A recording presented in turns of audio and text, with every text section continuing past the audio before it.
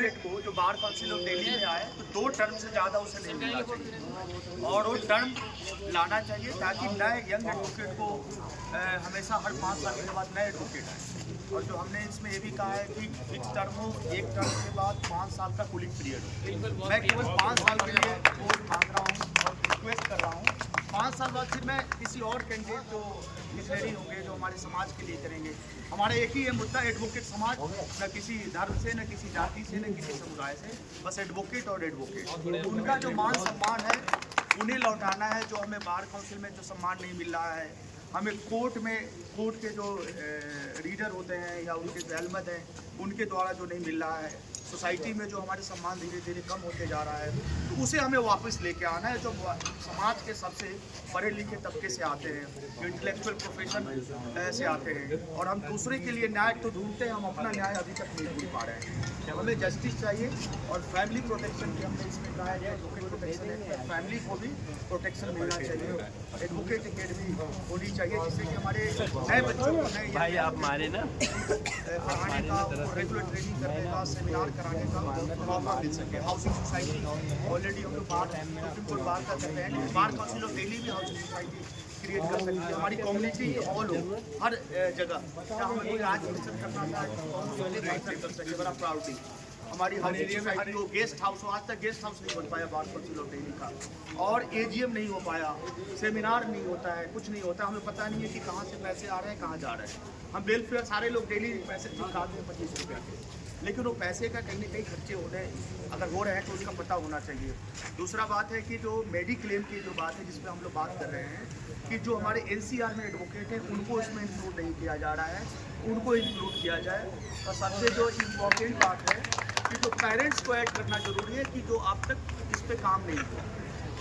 आज क्या है कि जो 20 साल के हमारे यंग एडवोकेट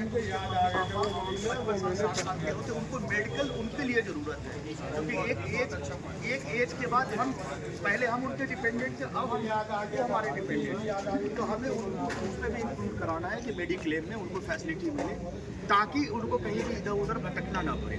जो प्रोफेशन में आए हैं 100% प्रोफेशन में ध्यान दें। तो हमारी ये तमाम जो मुद्दा है वो, अगर यंग एडवोकेट के लिए स्टाइपेंड की बात कर रहे हैं कि 25,000 मिनिमम यंग एडवोकेट को स्टाइपेंड दिया जाए ताकि वो 3 साल तक अपनी को सर्वाइवल और पढ़ाई पे ध्यान दें, फाइल पे ध्यान दें, सीनियर के साथ काम सीखेंगे, काम करेंगे तो उनका निश्चित रूप से डेवलपमेंट होगा, स्किल डेवलपमेंट होगा। तो हमारे यहाँ एक अच्छे एडवोकेट आएंगे और निश्चित रूप से क्या होगा कि उनको तरक्की होगी। तो हम जो जितने भी बात कर रहे हैं इसलिए कर रहे हैं कि वेलफेयर के लिए, और मैं नेतागिरी करने के लिए नहीं आ रहा हूँ।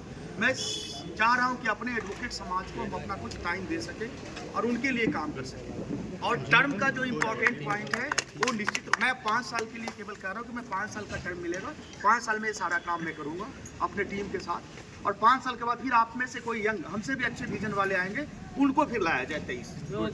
ऐसा नहीं है कि एक हम 20 साल से आ रहे हैं, हम 20 साल वालों को ही वोट डालते रहें। वो हमारा केवल कहते हैं हम इनरोलमेंट करा दिए इसलिए आप हमें वोट दे दो। इनरोलमेंट आपका राइट है, आपका अधिकार है, जो फंडामेंटल राइट है उसके लिए आप वो आपके बदले में किसी तरह का डिमांड नहीं कर सकते। तो वो सारे जो हमने विजन में डाला, विजन डॉक्यूमेंट लाए होगा, तो उसको आपको जानना चाहिए और उसमें वोट डालना चाहिए ताकि एक नई पीढ़ी का जो निर्माण, एक अच्छे एडवोकेट का निर्माण जब होगा तो समाज का निर्माण होगा। यही मेरा गुजारिश है। और क्योंकि वोट है, लोकतंत्र है, तो वोट चाहिए। बिना वोट का हम इस सारे मुद्दा को हम काम नहीं कर सकते हैं। 87 नंबर बैलेट है और फर्स्ट प्रेफरेंस के लिए गुजारिश है, अगर फर्स्ट नहीं हो तो बेस्ट प्रेफरेंस आप दे सकते हैं ताकि हम आपके लिए काम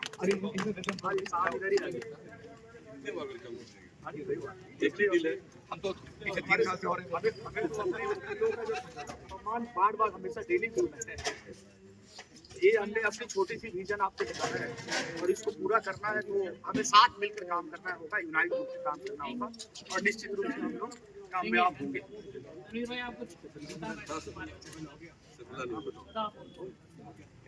राजीव जी ने, राजीव मनोरंजन जी ने सारी बातें बता दी। बहुत अच्छा इनका थॉट्स है, यंग लड़के के लिए अच्छा काम करेंगे और ये जीतेंगे। समझ आप जीते हैं, आपकी लड़ाई लड़ेंगे। ये नहीं है कि आपको लगे कि बात तक आप इजीली पहुंच जाएंगे, हमारे तक पहुंचिए, मैं पहुंचाऊंगा।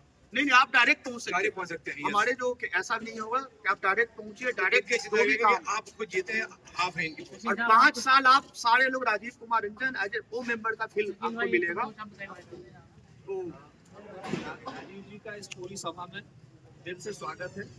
और किसी वजह से लेट होना तो लोग तो थे 150 से ऊपर आपके स्वागत करने के लिए, पर कोई बात नहीं, वो मैसेज पहुंच जाएगा, वीडियो वगैरह बना दी गई है। तो ये कहना चाहेंगे कि तनवीर भाई ने एक ऐसे राइट कैंडिडेट का सिलेक्शन किया सपोर्ट करने के लिए, तो पहले तो हम तनवीर भाई को उपयोग करेंगे। और आपने जो वो पेरेंट्स का वो मामला उठाया वो बहुत जेन्युइन है। मैं इसको बिल्कुल एक नई चीज़ मान रहा हूँ और इसके समर्थन में मैं आपके साथ हूँ। और जो यंग लॉयर्स के लिए 25,000 का मामला है वो भी एक जेन्युइन चीज़ है, वो भी होना चाहिए। आते ही वो कहाँ भटकता फिरेगा, उनके सीधी प्रैक्टिस में लग जाएगा तो फिर वो ग्रो नहीं करेगा। एडवोकेट अकेडमी हमारा बहुत अच्छा प्लान, रेगुलर एडवोकेट की ट्रेनिंग। देखिए, नेता तो बहुत सारे लड़ रहे हैं, बहुत सारे कैंडिडेट लड़ रहे हैं, लेकिन बहुत कम कैंडिडेट हैं और शायद ना के बराबर कैंडिडेट हैं जिनका कोई विजन है। राजीव रंजन साहब अकेले ऐसे कैंडिडेट हैं जिनका एक विजन है, उनके अपने पॉइंट्स हैं, उनके अपने जिसपे वो मुद्दे के ऊपर इलेक्शन लड़ना चाह रहे हैं। तो इस ऐसे इंसान को जो है आगे बढ़ाना चाहिए और हमें अपना मुखिया जो है ऐसे ही इंसान को रखना चाहिए जो हमारे डेवलपमेंट के लिए काम करे और आगे जो भी चीज़ पड़े उसमें हमारी ज़रूरत का हर चीज़ में साथ रहे। आगे भी आप सब लोग आए, आपका बहुत बहुत शुक्रिया। शुक्रिया। ऐसे और मैं टाइम में माफी कि चाहूंगा लेट हो गई थी, रमजान वो तो मजबूरी थी। हाँ, सब आप लोगों को भी जाना था।